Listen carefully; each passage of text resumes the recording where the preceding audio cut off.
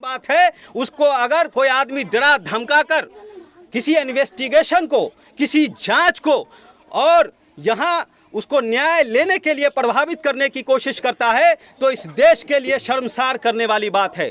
हम जहाँ बैठे हैं ये सीता माँ की धरती है, ये हमारे मर्यादा पुरुषोत्तम श्री राम की का ससुराल है और इस ऐसी पवित्र धरती पर बैठकर हम जब न्याय की बात करते हैं तो आप समझ लीजिए कि हिंदुस्तान के अंदर और प्रदेशों में और जिले में और जगहों पे किस तरीके से हम न्याय की बात कर सकते हैं। ये एक बहुत बड़ा इशू है कि जिस वक्त धर्म की सियासत, धर्म के और आस्था के नाम पर इस देश को गुमराह किया जा रहा है और उस वक्त जिस राम मर्यादा पुरुषोत्तम के नाम पर इस देश में राजनीति अपने चरम सीमा पे हो और उस वक्त इस देश के अंदर सीता माँ की धरती पर अगर किसी महिला को न्याय नहीं मिले, उस महिला को खास तौर से जिस दुर्गा पूजा में उस महिला की, उस माँ की हम पूजा करते हैं, सरस्वती के रूप में उनकी पूजा करते हैं, माँ लक्ष्मी के रूप में उनकी पूजा करते हैं और उसके बावजूद इस देश के अंदर उसी महिलाओं को जिस तरीके से तार तार करके उसके इज्जत को, उसकी अस्मत को और उसके बाद उसको जलाकर मार दिया जाता है। समाज के लोग सोए हुए हैं, समाज के लोग बैठे हुए हैं और तमाशाई बनकर देखते हैं। इसका मतलब है कि समाज के लोग मर गए हैं और उन्होंने अपने घर के महिलाओं के लिए खास तौर से उनके महिलाओं का अंतिम संस्कार पहले कर दिया क्या? यह मैं पूछना चाहता हूं समाज के उन तमाम लोगों से। क्या आपने, आप घर से जब निकले हैं तो क्या आपने महिलाओं का अंतिम संस्कार पहले कर दिया है? या इस आदमी के, इस गरीब के साथ आप मिलकर, इस समाज के लोग मिलकर इनको न्याय दिलाने की कोशिश करेंगे? हम इस चीज के लिए यहाँ पर आए हैं। आपको न्याय दिलाने के लिए कोई नेता या कोई पत्रकार नहीं आएगा, क्योंकि समाज का एक एक व्यक्ति को अपने न्याय के लिए और अपने हक के लिए अपनी आवाज को बुलंद करना पड़ेगा, तब कोई आपके साथ उस आवाज में आवाज मिलाएगा। हम सरकार से, माननीय नीतीश कुमार जी से और भारत सरकार नरेंद्र मोदी जी से जो बेटी बचाओ बेटी पढ़ाओ का नारा देते हैं, उनसे हम विनती करते हैं, उनसे हम ये कहना चाहते हैं कि आपकी बेटी बचाओ बेटी पढ़ाओ का नारा तो हम लोग बहुत पहले से जानते हैं कि किस तरीके से देश में आप बेटी को बचा रहे हैं। आपके विधायक के द्वारा, आपके मंत्री के द्वारा, आपके एमपी के द्वारा जहां महिलाओं को प्रताड़ित किया जा रहा है, महिलाओं के बलात्कार किए जा रहे हैं और उसके बाद इस देश के अंदर महिलाएं कैसे सुरक्षित रहेगी? आज मोदी जी से हम पूछना चाहते हैं कि मोदी जी, नीतीश कुमार जी, आप ये बताइए कि ये गरीब आदमी अपने बेटी के न्याय के लिए आखिर जाएगा तो कहां जाएगा, किसके पास जाएगा? जब सरकार की प्रशासन लापरवाह हो, एमपी लापरवाह हो, एमएलए लापरवाह हो, मुख्यमंत्री लापरवाह हो और खास तौर से अपोजिशन का लीडर वो भी लापरवाह हो।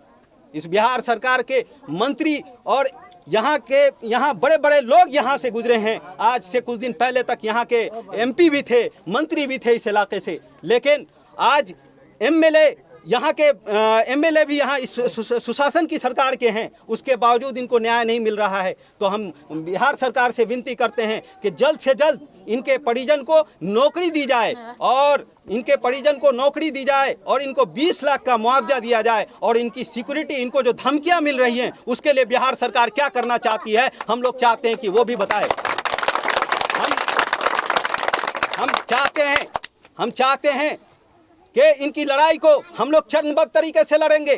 कल हम लोग 7 बजे शाम में पुपड़ी में कैंडल मार्च करेंगे और पीड़िता को 2 मिनट का मौन करके हम लोग वहां पर श्रद्धांजलि भी अर्पित करेंगे और वहां से हम लोग सरकार पर प्रेशर बनाएंगे, बिल्डअप करेंगे कि जल्द से जल्द इसको स्पीड ट्रायल में चलाया जाए, इस केस को इन्वेस्टिगेट भी किया जाए और स्पीडी ट्रायल में लाकर इस केस को जल्द से जल्द सजा दिलाई जाए इन लोगों को। और सजाए मौत, इस पे क्या कहेंगे? हम ब्रीफ कर लेते, उसका आप सवाल पूछ लीजिएगा। सजाए मौत की सजा से कम पे बात नहीं बन सकती है, क्योंकि एक तो जब कोई किसी का बलात्कार होता है, आप महिला जो होंगी यहाँ पर वो महसूस कर सकती हैं, वो 1 मिनट नहीं हर सेकंड मरती है और किसी महिला को आपने हर सेकंड मारा है और उसके बाद आपका उतने से भी मन नहीं भरा तो उसको जलाकर मार दिया। इससे दुर्भाग्यपूर्ण इस हिंदुस्तान की आज़ादी के बाद इससे बड़ी घटना नहीं हो सकती। हम और सरकार से एक और डिमांड करेंगे कि इनकी सिक्योरिटी के साथ साथ इनके बच्चों को नौकरी भी दी जाएगी और इनको 20 लाख का मुआवजा, इनका घर जो टूटा है, इनके जो खर्च हुए हैं उसको सरकार बेयर करेगी। अच्छे हॉस्पिटल में सरकार नहीं ले जा सकी, लेकिन सरकार को अब मुआवजा देना पड़ेगा। तो हम लोग पहला जो हमारा जो तरीका होगा वो पहला कल पुपड़ी में 7 बजे हम लोग प्रोटेस्ट करेंगे, कैंडल मार्च का करेंगे। आप तमाम पत्रकार बंधुओं से और समाज में जो लोग सुन रहे हैं उन तमाम लोगों से हम आह्वान करते हैं कि आप साइकिल से हो, पैदल हो, अपने गाड़ी में तेल भरा के हो, आप नानपुर कल पहुँचे, पुपड़ी पहुँचे और उसको मजबूत करें। और परसों वो टावर चौक पे हम लोग करेंगे और उसके बाद सीतामढ़ी में हम लोग कलेक्टेरिएट के सामने कैंडल मार्च करेंगे। परसों 7 बजे शाम में हम लोग सीतामढ़ी में करेंगे। उसके बाद बिहार विधानसभा में भी हम लोग कैंडल मार्च करने जाएंगे, उसकी तिथि निर्धारित नहीं हुई है। और उसके बाद राजघाट दिल्ली भी जाके हम लोग कैंडल मार्च करेंगे कि इस पीड़िता को, ये सिर्फ डोमेस्टिक वायलेंस का मामला नहीं है, ये नेशनल इशू कैसे बनाया जाए, इस पे भी हम लोग बात करेंगे और इस न्याय दिला के रहेंगे। हमारा मौलाना अबुल कलाम आज़ाद फाउंडेशन ट्रस्ट है, हमारा मौलाना अबुल कलाम आज़ाद फाउंडेशन ट्रस्ट है। इनके केस को यहाँ से लेकर सुप्रीम कोर्ट तक लड़ेगी और इनको एक पैसे का निर्वाह नहीं करना है। हम लड़ेंगे इनका केस और लड़कर इनको, उस तमाम अभियुक्त को सजा दिलाकर ही हम चैन से बैठेंगे इस घर पर। हम वो भी अब आएंगे जब उस न्याय इनको मिल जाएगा। ये कमिटमेंट के साथ इन तमाम जितने लोग हैं उनसे हम कमिटमेंट करके जा रहे हैं कि इनको हम न्याय दिलाकर ही लौटेंगे और उसके इनका जो घर टूटा है उसकी मरम्मत भी हम अपने खर्च पर करवाएंगे और इनको जो बीच में सहयोग होगा वो हम लोग तमाम लोग जहां से भी हो उस सहयोग को भी कराएंगे और सरकार से भी प्रेशर बिल्डअप करके इनको दिलाएंगे। बाकी किसी के सवालात हैं? बेहतर इलाज अगर होता युवती का तो क्या बचाया जा सकता था उसको, क्या करते हैं इस पर?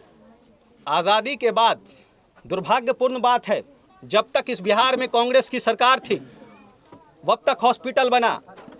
उसके बाद जंगल राज चला लालू यादव का, उसके बाद चला है सुशासन की सरकार। उसमें आप लोग बता दीजिए कि एक हॉस्पिटल बना है जिसमें काम सुचारू रूप से चल रहा हो? नहीं चल रहा है हॉस्पिटल में काम। आप कोरोना जैसी बीमारी अभी गई है, उसमें आप हॉस्पिटल की हालत, ऑक्सीजन की हालत देखा है। उसके बाद भी हम आप सोए हुए हैं। इस देश में दुर्भाग्यपूर्ण बात है कि आप हॉस्पिटल का उस वक्त कैसे सरकार से मांग करते हैं कि हॉस्पिटल अच्छा होगा। मामले में पुपड़ी पुलिस की क्या भूमिका है, थोड़ा बताइए। पुलिस की भूमिका, यहाँ किसी की भूमिका ही नहीं है, सब लोग बचाने में लगे हैं, बचाने में लगे हैं सब लोग। सर लगभग 17 दिन हो गया है, या तो पक्ष या विपक्ष के जो नेता है वो मुंह में दही जमा के बैठे, उस पे क्या कहना है? तेजस्वी यादव गोपालगंज जाएंगे, उनके समाज से जुड़ा हुआ मामला होता है तो वो नहीं आवाज उठाते हैं, सिर्फ वोट लेना जानते हैं वो लोग। राष्ट्रीय जनता दल का पुराना रहा है ये मामला, वो लोग वोट लेना जानते हैं। एक पार्टी है जो धर्म की राजनीति करती है, भारतीय जनता पार्टी, और एक पार्टी है जो जात की राजनीति करके, बिरादरी की राजनीति करके बांट के लोगों को, ऐसे देश नहीं बनता है। लेकिन यहाँ रूलिंग पार्टी के विधायक हैं, वो भी नहीं आज तक नहीं गए हैं। अपोजिशन का काम है किसी चीज को उठाना। अगर कोई कान में तेल डाल के सो गया है तो अपोजिशन का काम है कि सरकार को जगाना। आप शायद वो दिन भूल गए हैं जब हिंदुस्तान की आज़ादी की लड़ाई चल रही थे तो भगत सिंह ने कहा था कि हम कोर्ट के अंदर बम मारेंगे। बम क्यों मारेंगे? क्योंकि ये सोई हुई सरकार है, उसको जगा देंगे। तो ये अपोजिशन का काम है कि सरकार को जगाना, सरकार को सचेत करना कि आपके नाक के नीचे कोई आदमी महफूज नहीं है, आप किस सुशासन और कैसी सरकार चला रहे हैं देश के अंदर। घटना के बाद जिस गांव से घटना हुई है वहां के लोग, उसको बचाने वाले लोग और जो दूसरे तीसरे लोग जो बचे हुए हैं, इस गांव की महिलाओं को धमकी देते हैं, इन्हें धमकी दे रहे हैं। और सुनने में ऐसा आ रहा है कि स्थानीय चौकीदार उनके रिश्तेदार हैं और थाने का जो रवैया है सिर्फ एक